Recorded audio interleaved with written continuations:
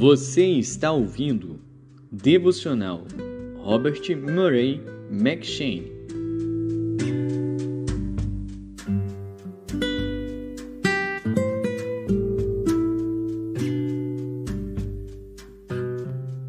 Gênesis.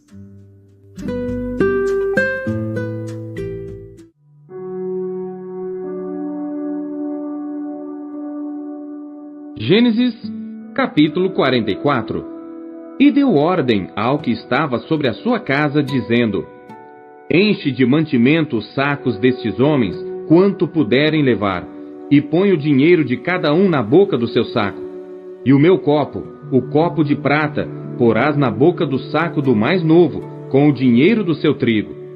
E fez conforme a palavra que José tinha dito. Vinda a luz da manhã, despediram-se estes homens, eles com seus jumentos. Saindo eles da cidade, e não se havendo ainda distanciado, disse José ao que estava sobre a sua casa: Levanta-te, e persegue aqueles homens, e alcançando-os, lhes dirás: Por que pagastes mal por bem? Não é este o copo em que bebe meu senhor, e pelo qual bem adivinha? Procedestes mal no que fizestes. E alcançou-os, e falou-lhes as mesmas palavras. E eles disseram-lhe: Por que diz meu senhor tais palavras? Longe estejam teus servos de fazerem semelhante coisa. Eis que o dinheiro que temos achado nas bocas dos nossos sacos, te tornamos a trazer desde a terra de Canaã. Como, pois, furtaríamos da casa do teu senhor prata ou ouro? Aquele com quem de teus servos for achado, morra, e ainda nós seremos escravos do meu senhor.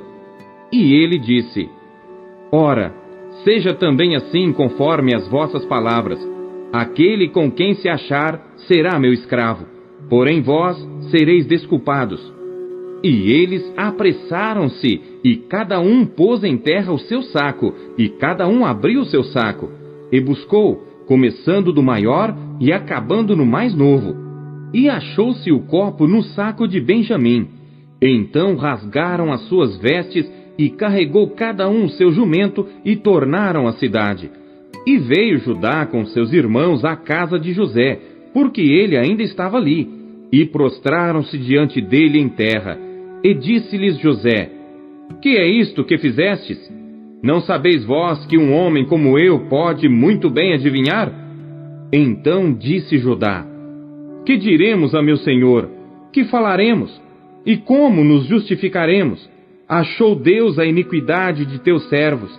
Eis que somos escravos de meu senhor, tanto nós como aquele em cuja mão foi achado o copo. Mas ele disse: Longe de mim que eu tal faça. O homem em cuja mão o copo foi achado, esse será meu servo. Porém vós, subi em paz para vosso pai. Então Judá se chegou a ele e disse: Ai, senhor meu, deixa, peço-te, o teu servo dizer uma palavra aos ouvidos de meu senhor, e não se acenda a tua ira contra o teu servo, porque tu és como Faraó. Meu senhor perguntou a seus servos, dizendo: Tendes vós pai ou irmão? E dissemos a meu senhor: Temos um velho pai e um filho da sua velhice, o mais novo, cujo irmão é morto. E só ele ficou de sua mãe, e seu pai o ama. Então tu disseste a teus servos: Trazei-mo a mim, e porei os meus olhos sobre ele. E nós dissemos a meu senhor: Aquele moço não poderá deixar a seu pai. Se deixar a seu pai, este morrerá. Então tu disseste a teus servos: Se vosso irmão mais novo não descer convosco, nunca mais vereis a minha face. E aconteceu que, subindo nós a teu servo, meu pai, e contando-lhe as palavras de meu senhor, disse nosso pai: Voltai, comprai-nos um pouco de mantimento. E nós dissemos: Não poderemos descer, mas se nosso irmão menor for conosco, desceremos, pois não poderemos ver a face do homem se este nosso irmão menor não estiver conosco. Então disse-nos teu servo, meu pai: Vós sabeis que minha mulher me deu 2 filhos, e um ausentou-se de mim, e eu disse: Certamente foi despedaçado, e não o tenho visto até agora. se agora também tirardes a este da minha face, e lhe acontecer algum desastre, fareis descer as minhas cãs com aflição à sepultura.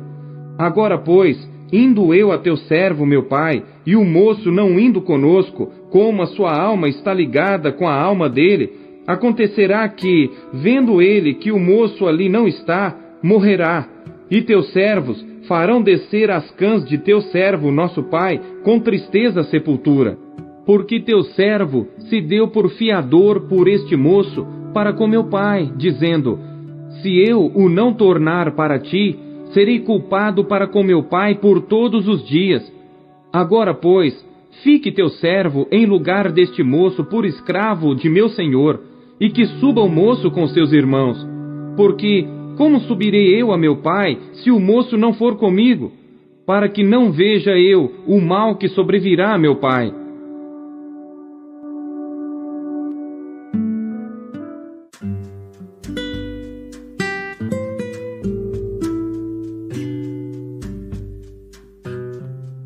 Marcos.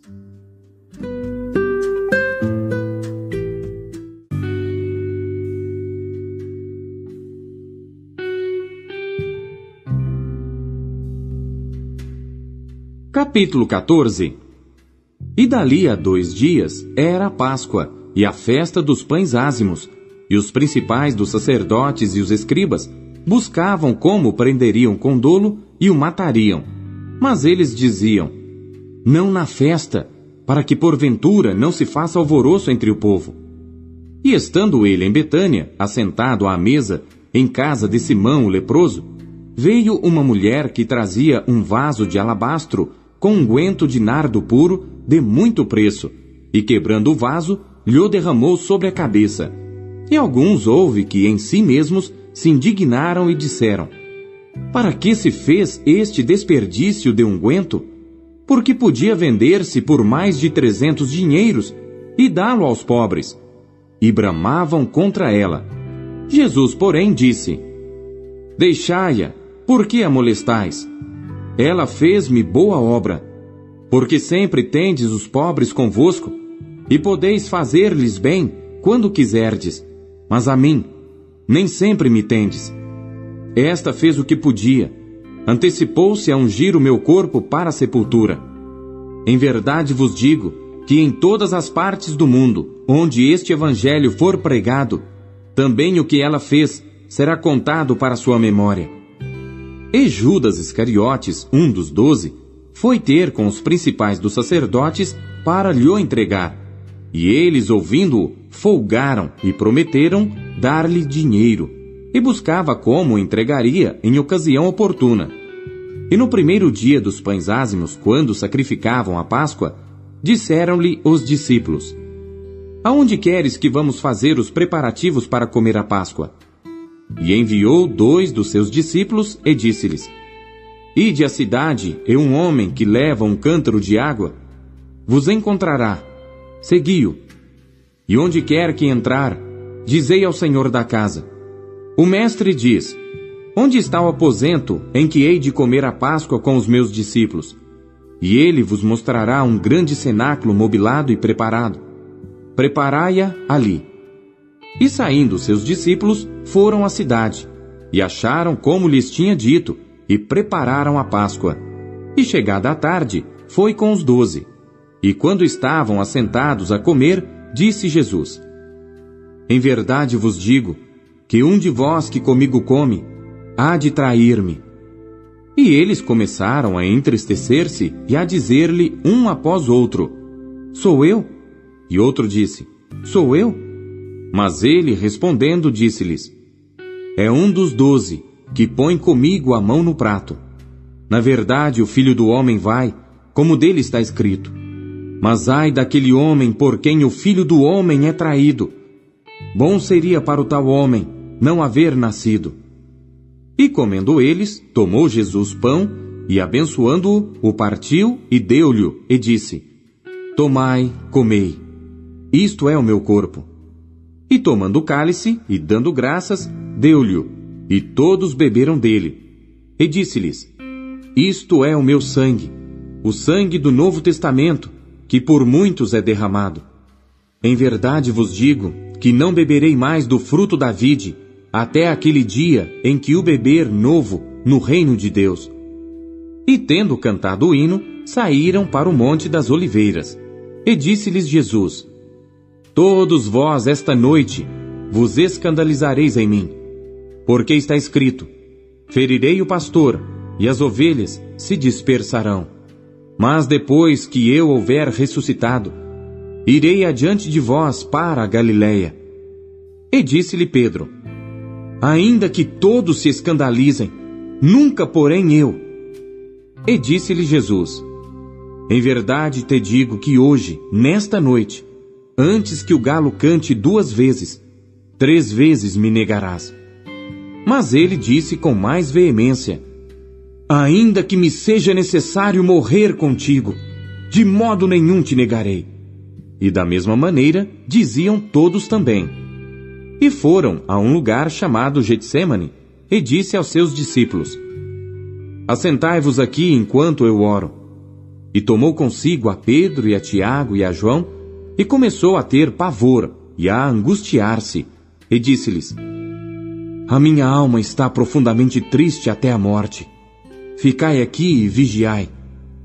E tendo ido um pouco mais adiante, prostrou-se em terra, e orou para que, se fosse possível, passasse dele aquela hora. E disse: Abba, Pai, todas as coisas te são possíveis. Afasta de mim este cálice. Não seja, porém, o que eu quero, mas o que tu queres. E chegando, achou-os dormindo, e disse a Pedro: Simão, dormes? Não podes vigiar 1 hora? Vigiai e orai para que não entreis em tentação. O espírito, na verdade, está pronto, mas a carne é fraca. E foi outra vez e orou dizendo as mesmas palavras. E voltando, achou-os outra vez dormindo, porque os seus olhos estavam pesados e não sabiam o que responder-lhe. E voltou 3ª vez e disse-lhes: Dormi agora e descansai. Basta, é chegada a hora. Eis que o Filho do Homem vai ser entregue nas mãos dos pecadores. Levantai-vos, vamos, eis que está perto o que me trai. E logo, falando ele ainda, veio Judas, que era um dos 12 da parte dos principais dos sacerdotes e dos escribas e dos anciãos, e com ele uma grande multidão com espadas e varapaus. Ora, o que o traía tinha-lhes dado um sinal, dizendo: Aquele que eu beijar, esse é. Prendei-o e levai-o com segurança. E logo que chegou, aproximou-se dele e disse-lhe: Rabi, Rabi! E beijou-o. E lançaram-lhe as mãos, e o prenderam.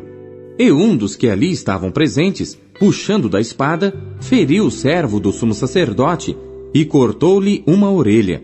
E respondendo Jesus, disse-lhes: Saístes com espadas e varapaus a prender-me, como a um salteador? Todos os dias estava convosco ensinando no templo, e não me prendestes. Mas isto é para que as Escrituras se cumpram. Então, deixando-o, todos fugiram.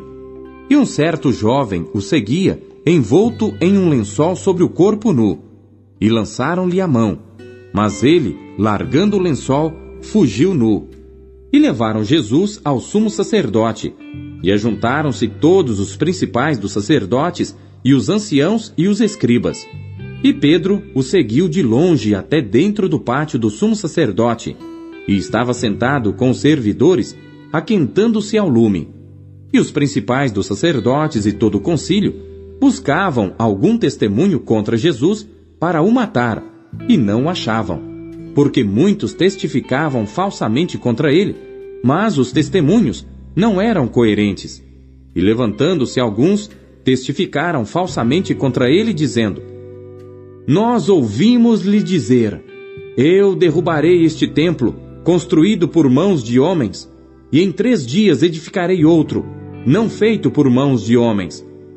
E nem assim o seu testemunho era coerente. E levantando-se o sumo sacerdote no sinédrio, perguntou a Jesus, dizendo: Nada respondes? Que testificam estes contra ti? Mas ele calou-se e nada respondeu. O sumo sacerdote lhe tornou a perguntar e disse-lhe: És tu o Cristo, filho do Deus bendito? E Jesus disse-lhe: Eu o sou. E vereis o Filho do Homem assentado à direita do poder de Deus e vindo sobre as nuvens do céu. E o sumo sacerdote, rasgando as suas vestes, disse: Para que necessitamos de mais testemunhas? Vós ouvistes a blasfêmia? Que vos parece? E todos o consideraram culpado de morte. E alguns começaram a cuspir nele, e a cobrir-lhe o rosto, e a dar-lhe punhadas, e a dizer-lhe: Profetiza! E os servidores davam-lhe bofetadas. E estando Pedro embaixo no átrio, chegou uma das criadas do sumo sacerdote, e vendo a Pedro que se estava aquentando, olhou para ele e disse: Tu também estavas com Jesus Nazareno. Mas ele negou, dizendo: Não o conheço, nem sei o que dizes. E saiu fora ao alpendre, e o galo cantou. E a criada, vendo-o outra vez, começou a dizer aos que ali estavam: Este é um dos tais. Mas ele o negou outra vez. E pouco depois, os que ali estavam disseram outra vez a Pedro: Verdadeiramente tu és um deles, porque és também galileu, e tua fala é semelhante. E ele começou a praguejar e a jurar: Não conheço esse homem de quem falais. E o galo cantou segunda vez, e Pedro lembrou-se da palavra que Jesus lhe tinha dito: Antes que o galo cante 2 vezes, 3 vezes me negarás. E retirando-se dali, chorou.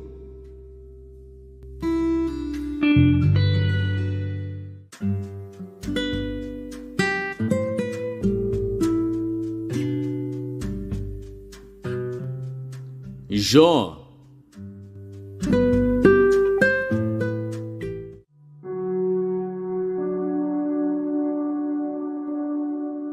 Jó, capítulo 10. A minha alma tem tédio da minha vida. Darei livre curso à minha queixa.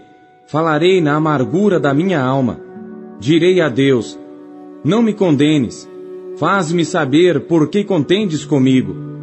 Parece-te bem que me oprimas, que rejeites o trabalho das tuas mãos e resplandeças sobre o conselho dos ímpios? Tens tu porventura olhos de carne? Vês tu como vê o homem? São os teus dias como os dias do homem? Ou são os teus anos como os anos de um homem, para te informares da minha iniquidade e averiguares o meu pecado? Bem sabes tu que eu não sou iníquo, todavia ninguém há que me livre da tua mão. As tuas mãos me fizeram e me formaram completamente, contudo me consomes. Peço-te que te lembres de que como barro me formaste, e me farás voltar ao pó. Porventura, não me vazaste como leite, e como queijo não me coalhaste? De pele e carne me vestiste, e de ossos e nervos me teceste. Vida e misericórdia me concedeste, e o teu cuidado guardou o meu espírito. Porém estas coisas as ocultaste no teu coração. Bem sei eu que isto esteve contigo. Se eu pecar, tu me observas, e da minha iniquidade não me excusarás. Se for ímpio, ai de mim, e se for justo, não levantarei a minha cabeça. Farto estou da minha ignomínia, e vê qual é a minha aflição, porque se vai crescendo. Tu me caças como a um leão feroz, tornas a fazer maravilhas para comigo. Tu renovas contra mim as tuas testemunhas, e multiplicas contra mim a tua ira. Reveses e combates estão comigo. Por que, pois, me tiraste da madre? Ah, se então tivera expirado e olho nenhum me visse, então eu teria sido como se nunca fora, e desde o ventre seria levado à sepultura. Porventura, não são poucos os meus dias? Cessa, pois, e deixa-me, para que por um pouco eu tome alento. Antes que eu vá para o lugar de que não voltarei, à terra da escuridão e da sombra da morte, terra escuríssima, como a própria escuridão, terra da sombra da morte, e sem ordem alguma, e onde a luz é como a escuridão.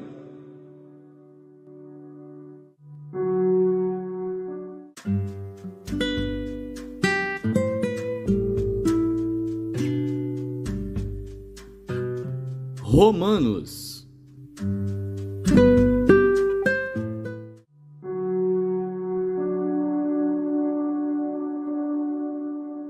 Capítulo 14. Ora, quanto ao que está enfermo na fé, recebei-o não em contenda sobre dúvidas, porque um crê que de tudo se pode comer, e outro, que é fraco, come legumes. O que come, não despreze o que não come, e o que não come, não julgue o que come, porque Deus o recebeu por seu. Quem és tu que julgas o servo alheio? Para seu próprio Senhor, ele está em pé ou cai, mas estará firme, porque poderoso é Deus para o firmar. Um faz diferença entre dia e dia, mas outro julga iguais todos os dias. Cada um esteja inteiramente seguro em sua própria mente. Aquele que faz caso do dia, para o Senhor o faz, e o que não faz caso do dia, para o Senhor o não faz. O que come, para o Senhor come, porque dá graças a Deus. E o que não come, para o Senhor não come, e dá graças a Deus. Porque nenhum de nós vive para si, e nenhum morre para si. Porque se vivemos, para o Senhor vivemos. Se morremos, para o Senhor morremos. De sorte que, ou vivamos ou morramos, somos do Senhor. Porque foi para isto que morreu Cristo, e ressurgiu, e tornou a viver, para ser Senhor tanto dos mortos como dos vivos. Mas tu, por que julgas teu irmão? Ou tu também, por que desprezas teu irmão? Pois todos havemos de comparecer ante o tribunal de Cristo. Porque está escrito: como eu vivo, diz o Senhor, que todo joelho se dobrará a mim, e toda língua confessará a Deus. De maneira que cada um de nós dará conta de si mesmo a Deus.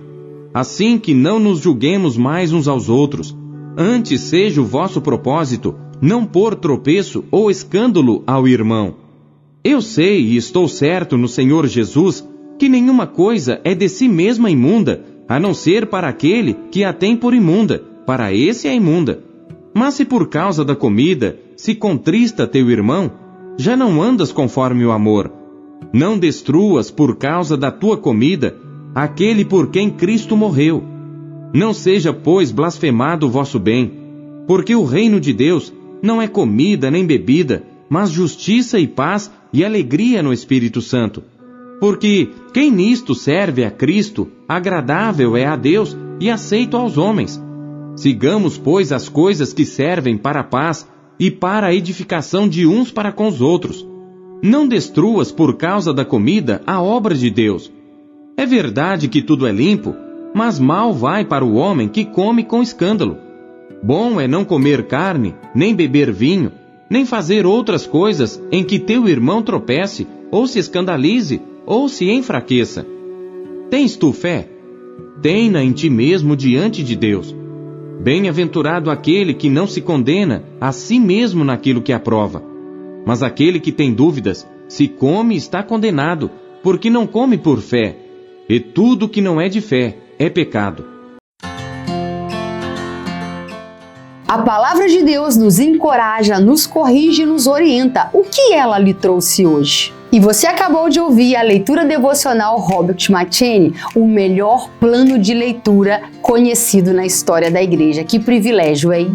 E não esqueça de dar o seu like, curtir e comentar e compartilhar esse vídeo. E você que ainda não adquiriu a sua Bíblia devocional, o melhor plano de leitura já conhecido na história da igreja, é sua oportunidade de fazê-lo agora. Acesse aqui os meios da Marcas Editora para adquirir a sua versão, a sua unidade. Nós temos em várias cores. Nessa cor caramelo maravilhosa, temos nesse lilás que está incrível, temos também nesse azul turquesa e por fim temos também essa que está chiquíssima no tom de cinza. Já acesse QR Code, meios aqui para você já ter a sua própria história com a Bíblia devocional, como milhares de pessoas estão sendo impactadas pela leitura diária do devocional Robert McCheyne.